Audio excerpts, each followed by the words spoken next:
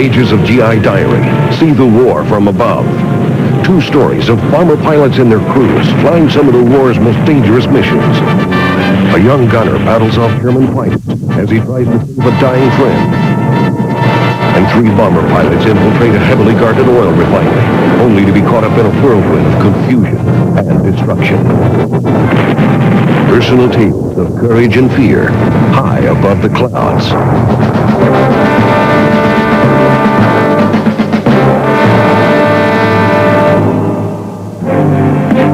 Regensburg and Schweinfurt. Nearly 400 flying fortresses took off on that double strike. Never before had so many planes taken the risk of flying so far into Nazi Germany. The first target was Regensburg. Its factory produced 1/3 of all the Nazi fighter planes. 150 fortresses, all in tight formations, winged their way there. In the rear bomb group was Harry Crosby, navigator. Harry was a literature student from the University of Iowa and had a romantic streak big as a landing field. On another bombing mission over Bonn, Harry shouted into the interphone, "We can't bomb this place. Beethoven went to school here." So hundreds of fortresses flew over the target with their bomb bays open, but not one single bomb dropped. Fighter pilot Robert Johnson.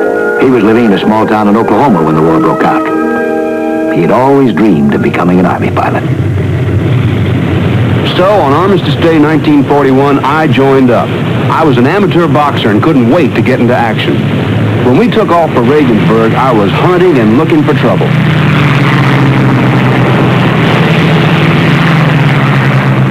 But the fighter pilots like Johnson could escort the Harry Crosbys and the bombers only part of the way into Regensburg.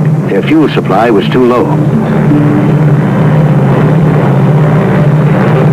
After that, we were to be on our own. We'd have to pit our guns against the Luftwaffe's speed. We looked like mysterious characters way up there. We were completely electrified and hooked up.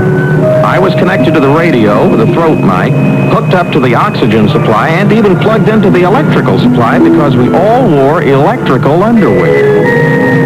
It was pretty cold up there at 50 degrees below zero, and if the electricity failed, you could really hear your teeth chatter. But we were too busy to worry about that kind of discomfort. The Nazis started sending fighter planes up at us as soon as we crossed the Belgian border. There were hundreds of Messerschmitts and Focke-Wulfs. Now it was up to men like Bob Johnson, alone in their cockpits, to protect the bombers. They came through the bombers firing cannons and rockets and 20 calibers. Whatever they had to fire, they were firing it all. And our bombers were firing tracers and 50 millimeters. It was like 2 freight trains colliding.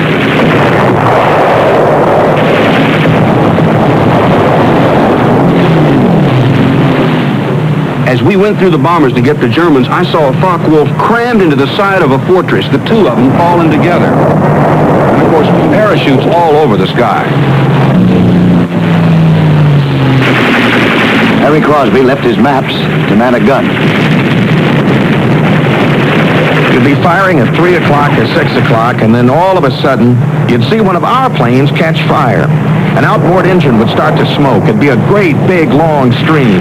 And then you could see the flare, and by this time, everyone's on the interphone saying, Woody's getting it, Woody's getting it, or Knox is getting it, or Brady's getting it. And then you could see people start to stream out, and when they jump, they'd just be whisked past the plane. And the plane would go much faster than they would. And then someone would say, oh, the vertical stabilizer hit him. Then another would say, oh, he got hung up. He pulled his chute too fast. He's caught on the tail surface. He's free. Here's an opening. Pull it, pull it. And then all of a sudden the plane would just absolutely blow up.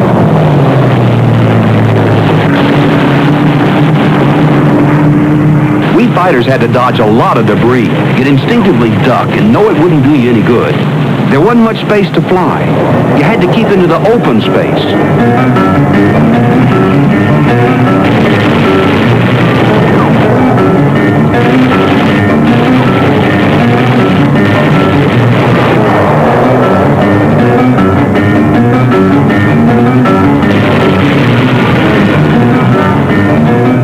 few minutes of this, our fighters had to turn back. They were running out of fuel, and even quicker, out of ammunition. From then on, Harry and the others in the bombers had to run the frenzied gauntlet alone.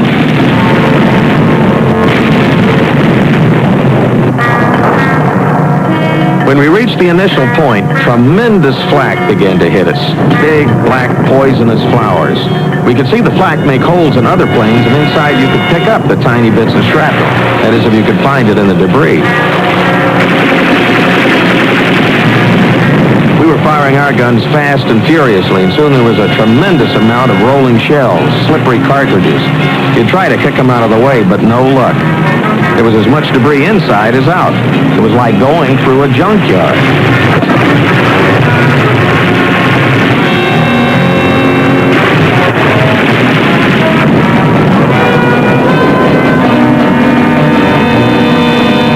But once over the target, the crew became calm. Calm as a bomb before it hit.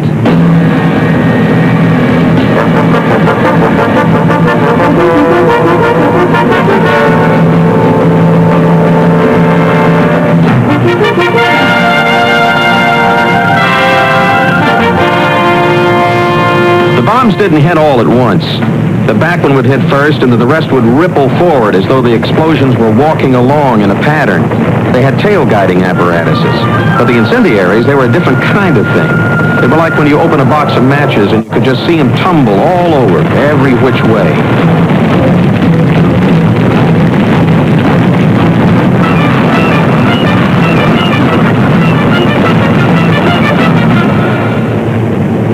Once the bombing was over, Harry Crosby, a navigator who loved Beethoven, helped guide the planes away.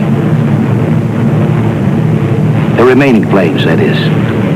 It was then that Colonel Curtis LeMay, the commander of the Regensburg strike force, called back to the leader of Crosby's group. "Fireball able? Assemble your group to go home." Our group began with 21 planes, and LeMay wanted to know where the hell we all were. We told him we are assembled. There are only 3 of us here. The Regensburg raid was now half over. The Schweinfurt part of Double Strike was yet to begin. We will return to the Double Strike on GI. Double Strike. While the Regensburg group flew away from their target, the other half of the planes were waiting to take off for Schweinfurt. For waist gunner John Shimanek, 27, and a railroad worker from Superior, Wisconsin, it would be a dangerously long wait. We were waiting in our planes. We were supposed to take off 30 minutes after the other fellows left for Regensburg. We waited and waited, but the fog was rolling in. We had to sit there a good 5 hours. The delay gave the German fighters a chance to return to their bases from Regensburg, re-arm, and lie in wait for the Schweinfurt raiders.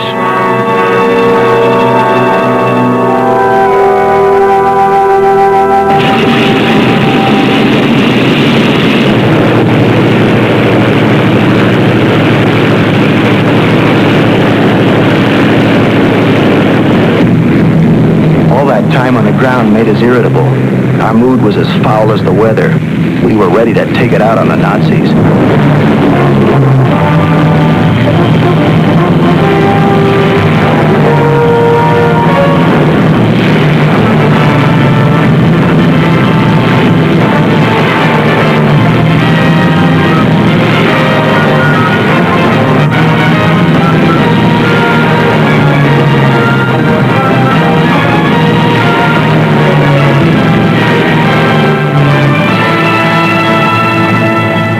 But the Nazis were ready too. Ready and waiting. They had just lost more than 200 of their men, and their trigger fingers were itching to take it out on guys like Shimanek.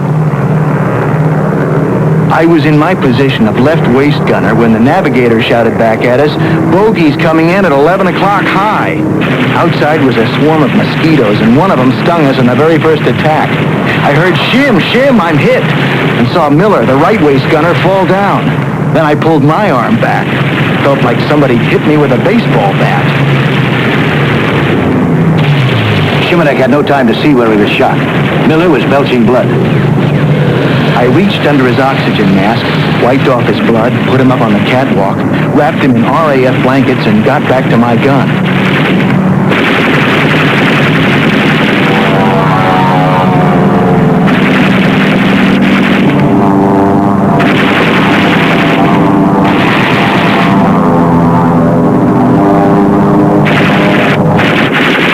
Miller's lungs were beginning to fill up with blood. The crew wanted to turn back and get him medical help, but they knew they couldn't. There'd be 10 dead men instead of 1 if they left the formation.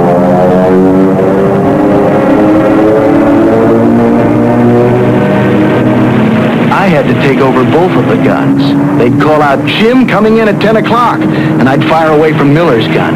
Then they'd say, "Coming in at 5 o'clock." I'd hop across the shells to my gun, then back to Miller's at 9 o'clock, then back to mine. I was literally working around the clock.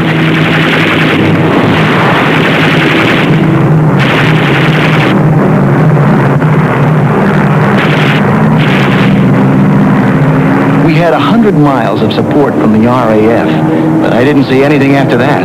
With all those Germans keeping us company, I began to think I was on the wrong side.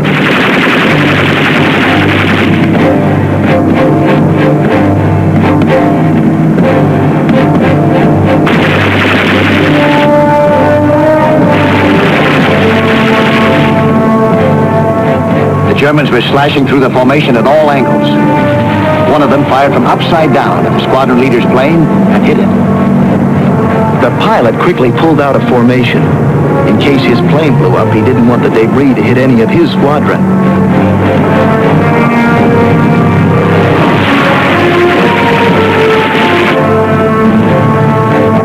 Shimonek's plane moved up in formation to take the lead. Now they had the responsibility to bring the remaining planes in over the target.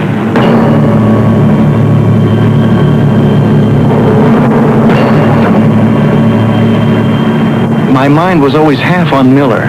He was bleeding pretty bad by now, and the cold was so severe that by the time I wiped the blood off his oxygen mask, it started to congeal again. He kept asking me when we were getting home, and I'd keep saying, "We're on our way now." But first, they had to help knock out ball bearing factories below. If they could succeed, it'd also be knocking out German tanks, anti-aircraft guns, and ships.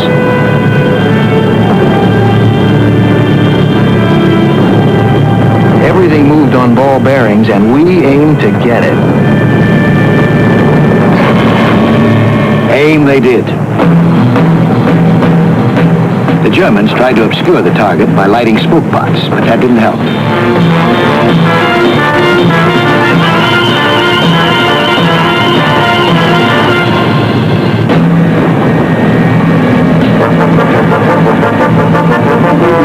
It had been foggy over England, but it was a clear day over Schweinfurt, and 400 tons hit the mark.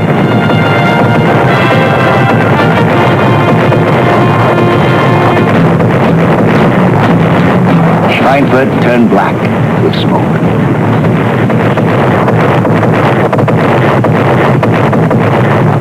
I was relieved we could start to get home. Besides wanting to save Miller, we wanted to save ourselves without having to bail out. Our oxygen supply was getting low. When that first shell hit, it blew up the oxygen bottle of our ball turret gunner. So he had to plug into our oxygen supply, and we didn't know if that would hold out.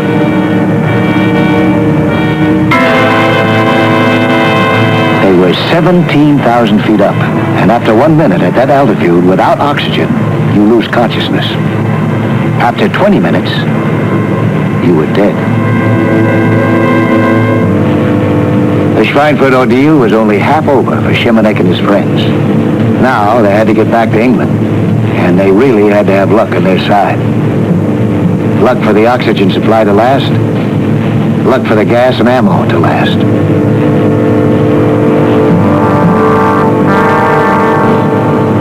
The Germans weren't going to give us any breathing space. They kept coming at us, wave after wave. I'd never seen so many bogies before this mission. Fortunately, this time they had American P-47 fighters to bail them out. Our old friend Robert Johnson was one of them. We didn't have time to breathe either. As soon as I got back from Regensburg, it was up in the air again to escort the survivors back from Schweinfurt. Some were crippled with pieces of tail shot off or noses shot off. Miller had no idea about the fight we all had on our hands.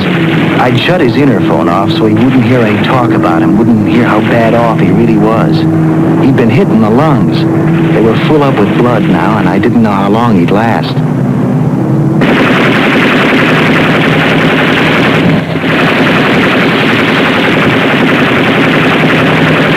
It seemed like we were up there for hours.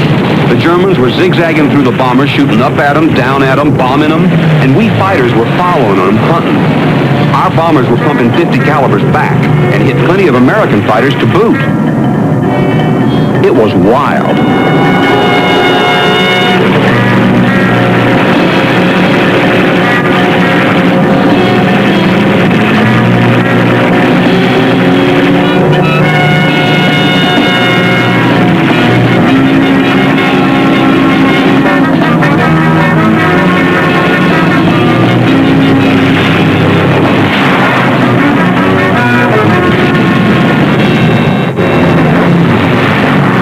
Our stragglers got it the worst. They'd lose an engine and lose speed, and then the swarm of mosquitoes would be all over. We fighters felt really responsible for those guys. They'd lost 15 planes on the way to Schweinfurt, and we didn't want to see that happen again. Robert Johnson was a very responsible escort and an ace. On his 97th mission, he'd become the first man to break Eddie Rickenbacker's World War I record of 26 enemy kills. Johnson got 28.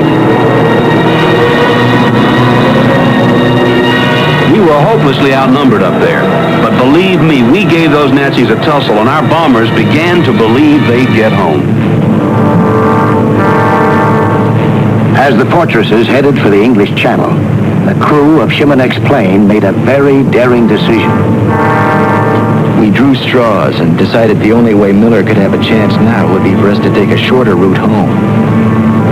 This meant leave the formation, give up the protection of the fighters and the other bombers, and make a run for it alone. Their fuel was dangerously low, and so was their oxygen. We came down out of the altitude frozen stiff at our positions. Nobody moved. We were trying to conserve as much oxygen as possible for Miller. As we approached the landing field, we fired a red flare, so when we quit rolling, the ambulance was right there with the flight surgeon.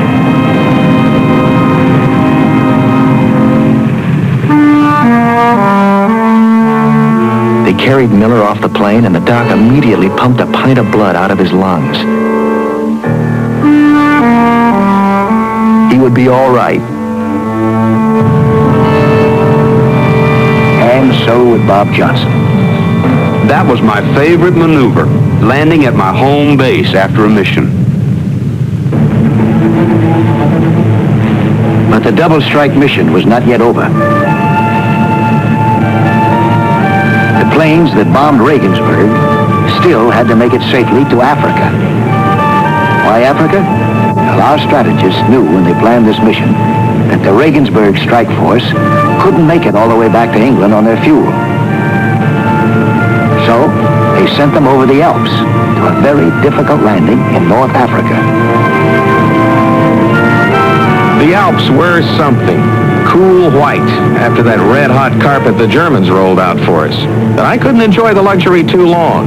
Now I had to worry about our next obstacle, which was all my own. We were supposed to get to base by following the African coast till we came to a railroad track.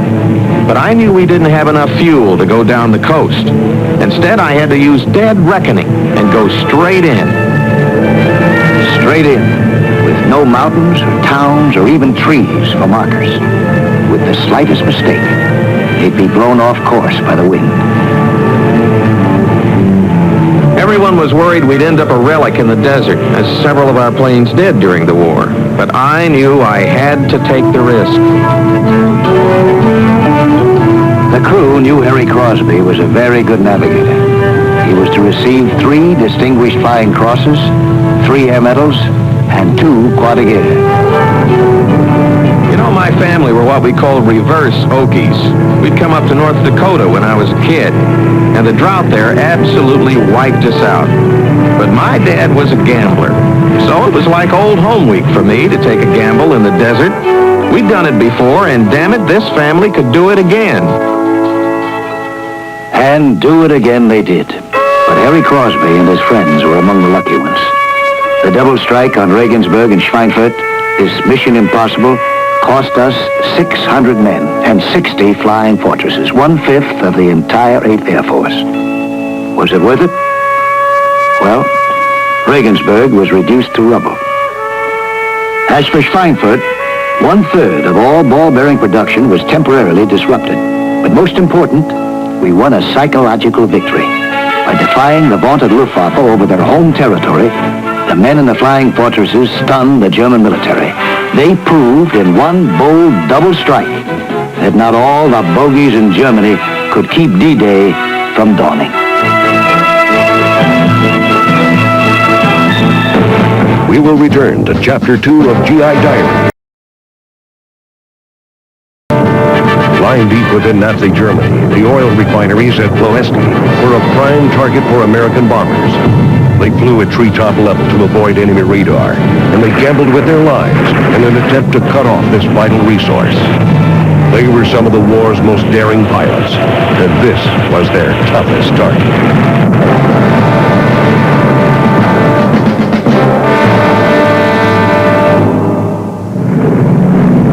It is midsummer of 1943, and training officers at a secret location somewhere in the North African desert marvel at an extraordinary sight. Waves of huge B-24 bombers roar by so low that some observers are forced to dive flat beneath them. These are the preparations for an even more extraordinary mission. The force will fly under the German radar on a massive sneak bombing raid aimed at a vital component of the German war machine, the oil refineries at Ploesti in Romania.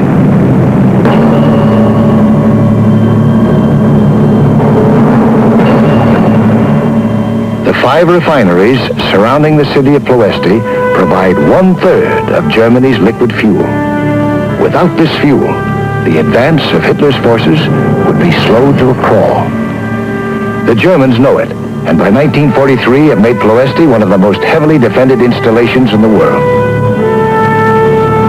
The defenses are nothing like as strong here as they are. We knew Ploesti was going to be tough. I mean, usually briefings took a couple of hours. This one took a week. Dolph Sweet was a 23-year-old navigator with Colonel Leon Johnson's 44th Bomb Group. The young New Yorker drove trucks to send himself to college, only to have war break out in his freshman year. Colonel Johnson did tell us that this was a volunteer mission, but then he also told us that he had volunteered the group.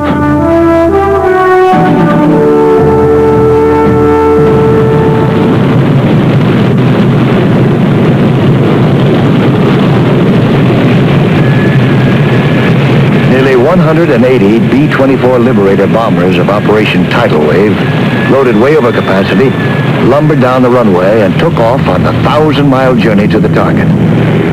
Even with spare tanks, there'd be barely enough fuel to make it back.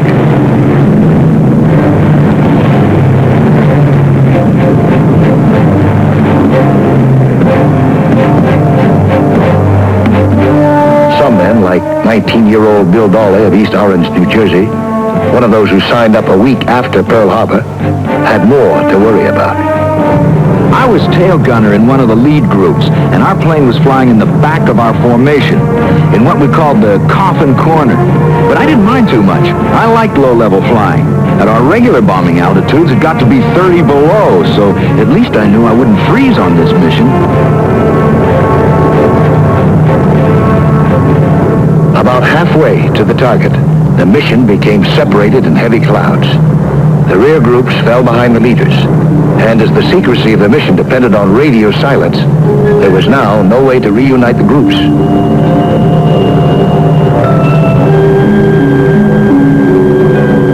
When we came out of the clouds, I looked out from my turret and couldn't see a sign of the others behind us. Now a second mishap befalls Operation Tidal Wave. By mistake, the lead group turns right much too soon and heads toward Bucharest instead of Ploesti. The error is corrected, but too late.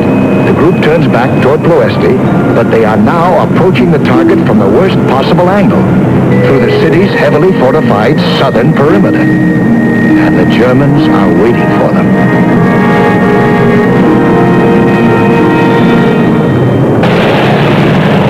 Then the fighters came at us and things really started happening.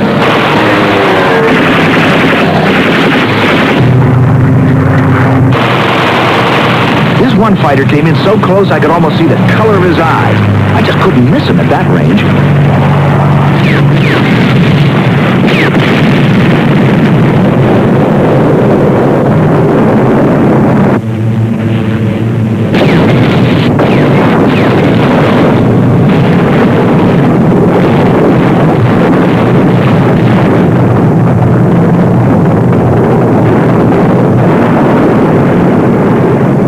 Anti-aircraft fire is so fierce that the lead planes turn away from the target. The tail gunner Dawley's formation holds its course.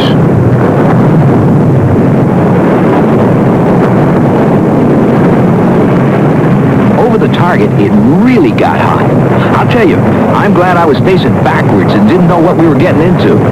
There were explosions all around us. I saw an oil tank just lift off the ground as it blew up. I knew our plane was hit because smoke and hydraulic fluid filled my turret, but I kept on firing. We dropped our bombs and barreled through.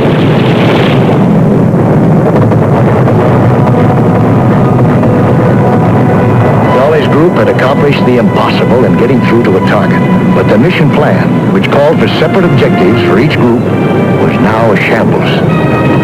A deadly surprise awaited the rear group. Their target had been hit, and the bombs were already going off. Navigator Sweet and the others were approaching an exploding oil refinery, and they were coming in at treetop level.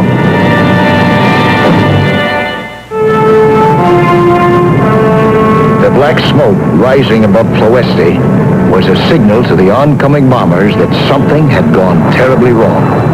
Dolph Sweet won't forget it. We could see that half of our target was already exploded, but Colonel Johnson decided to take us in anyway. When we flew into that stuff, I remember a sort of freezing sensation in my stomach, sort of like dropping in an elevator. It was like going through a kind of vision of what you think hell might be like. You're too busy to think about it, but what's going on in the back of your mind is, Jesus, let's get those bombs dropped and get the hell out of here.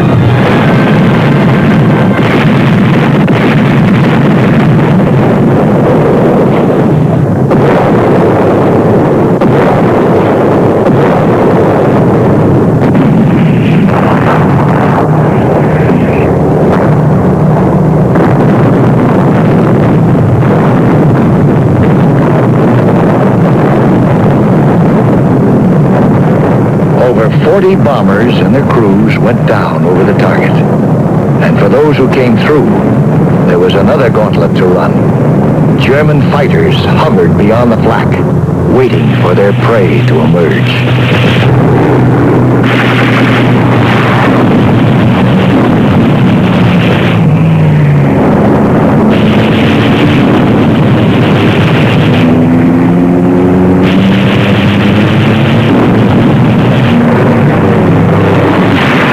In the lead group, 19-year-old tail gunner Bill Dawley's plane was also badly shot up. We had 2 engines shot out, and that was kind of scary, because the deadly thing, especially for a P-24, was losing the rest of the formation. Then you were completely vulnerable, and the fighters could just pick you off.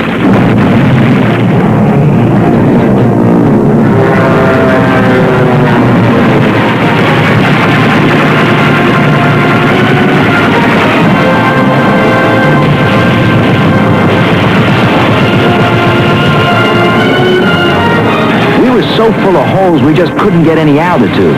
We threw everything out of the plane, and eventually just made it over the mountains.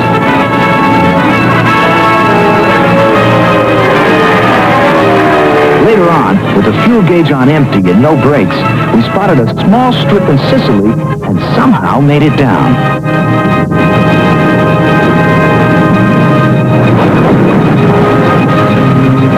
We got pretty drunk that night. We We finally made it to the sea. And even though we were limping badly, we knew a lot of others hadn't made it this far. When our third engine went, we had to ditch. But we all survived and ended up in a POW camp.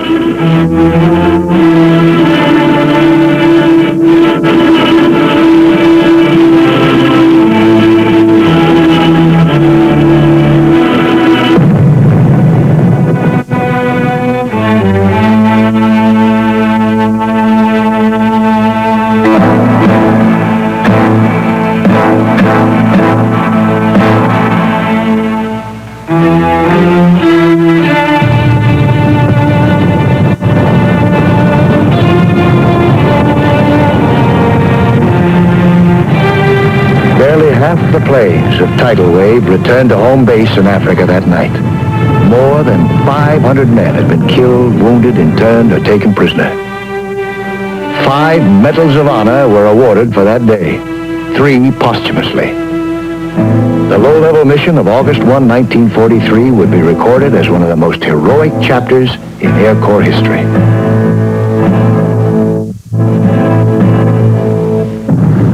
But remarkably, the refineries, despite some heavy damage, still stood.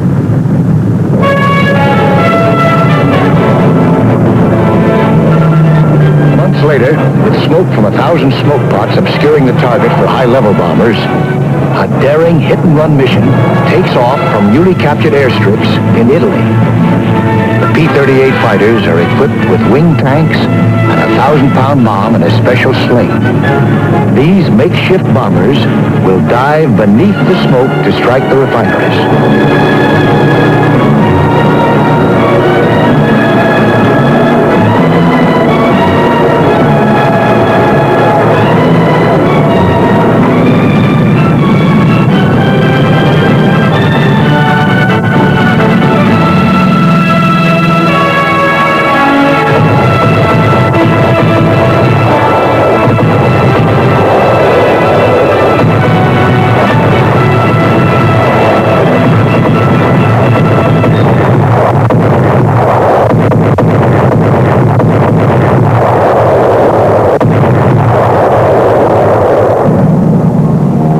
On the way home, they hit whatever they see.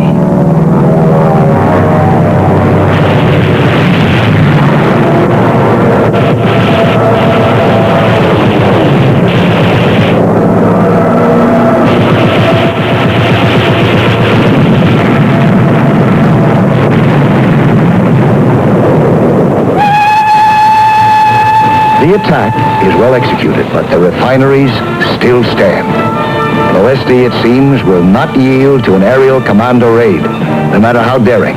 The Air Corps will have to go back to conventional means to get this job done. We will return to the toughest target on GI Diary. 7 months after the low-level raid in March 1944, the order comes down. The refineries must be destroyed. The decision is made. A series of massive daytime raids will be aimed at Ploesti.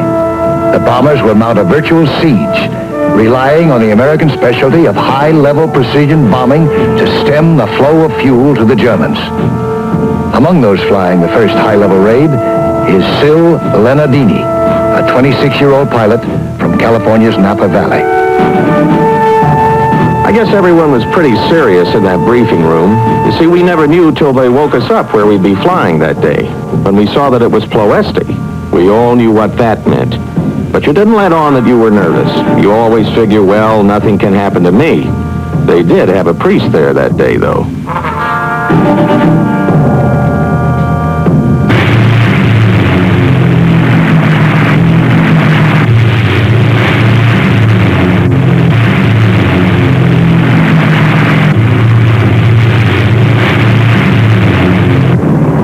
The flyers would have to face stiff fighter resistance at Ploesti, but there would be another danger, perhaps more lethal.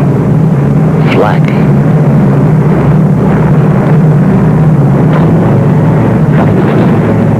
We knew the flak around Ploesti was the worst. I think most of us pilots hated that more than anything. You could see the fighters and shoot back at them, but the flak just came out of nowhere. I remember the first time I ever saw flak, I said to the pilot, "Boy, look at those clouds up there." And he said, "Clouds? Hell, that's flak." And I said, "You mean we're flying through that?" And he said, "Yep." This time I was the pilot, and I knew what flak was.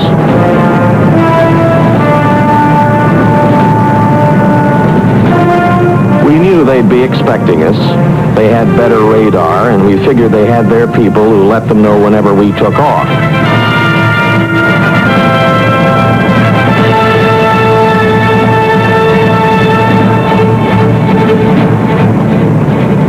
When you're on that bomb run and the fighters come in, there's no evasive action. I just held the plane in formation and stayed right on our run. The gunners would call out to the others, "Fighter at 3 o'clock high," and they'd all have a crack at him.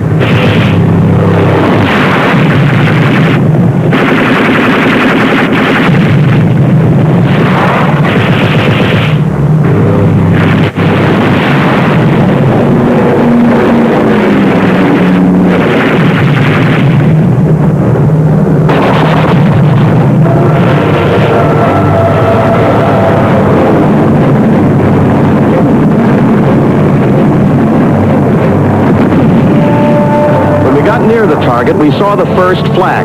It looked kind of like freckles on a man's face.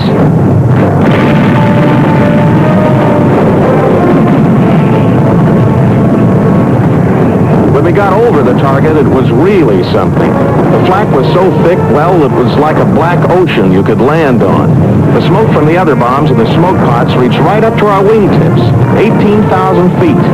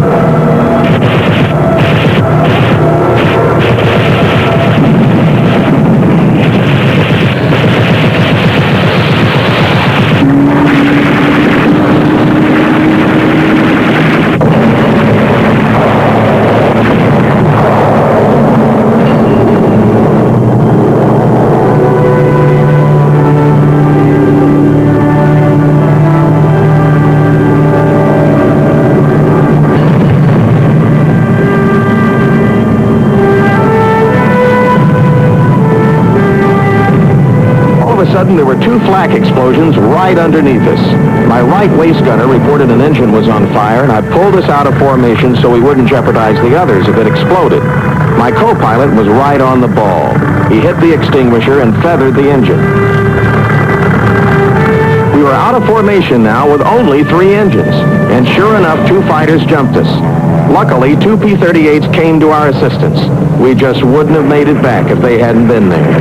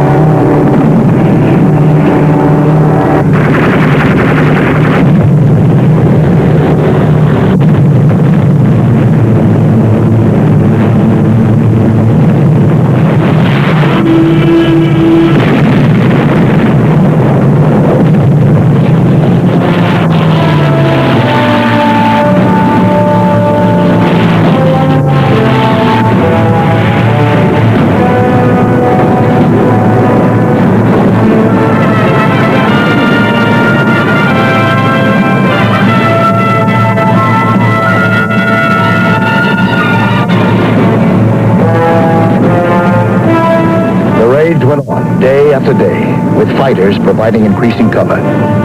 Soon, the P-51, the renowned Mustang, would help turn the tables on the Luftwaffe.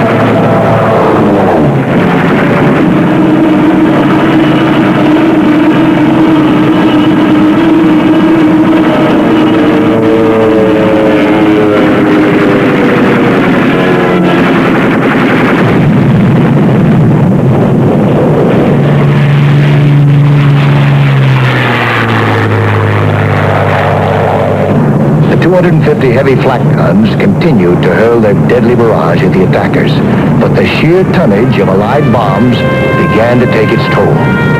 By August 19, 1944, little more than a year after the low-level raid, Ploesti lay in smoldering ruins. The assignment to destroy the vital refineries had been carried out. It had taken 60,000 airmen and 15,000 tons of bombs to do the job. More than 2,000 men were shot down over the target. More than 1,000 of these never came back. In the end, the target fell, but only after one of the fiercest struggles in the history of the Air Corps. Sil Nardini summed it up. There were some tough ones, but Ploesti was the toughest target of them all.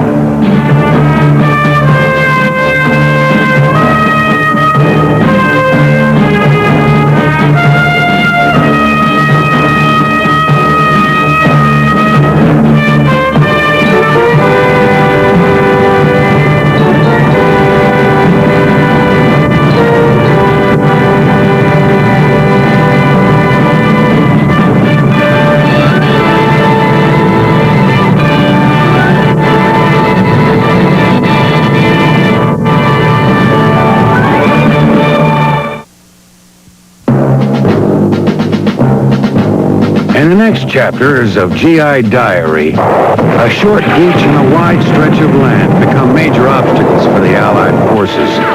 Chapter 1 opens on the surf at Sicily. The Americans' first battle in Europe took them from a bloody beach standoff to facing snipers high in the mountains. You see, we were moving up and down these damn mountains on foot. Hell, sometimes we'd get a few Sicilian mules to carry our ammo. The Germans held the high ground, and they had all the artillery. Sicily proved to be an unexpected and costly struggle. A 19-year-old cook from New Jersey remembers the day General George Patton visited his hospital bed. And an 18-year-old artillery sergeant from Connecticut combs the rocky hillsides in search of German holdouts. Either the Germans were damn good soldiers, or we were damn poor ones. I think they were good, and they held all the high ground. The word spread quickly through the heart of Europe. The Yanks are coming. Chapter 2, The Road to Rome finds a 23-year-old nurse from Kansas remembering her bloody days on the front lines. We're supposed to be a small hospital, maybe 400 beds, but expanded to 1,000. And when we weren't on duty, we'd stay in our foxholes, and when they started bombing, we'd pull our suitcases over our heads. And a young tankman from the Bronx comes face to face with Hitler's best. You never heard so much noise. Pom, pom, pom, everything went. The whole place shook. I thought, God help the Germans on the other side of the line who were getting pounded by this. Personal tales of courage and fear as we retrace each step of the incredible march from Anzio to Rome.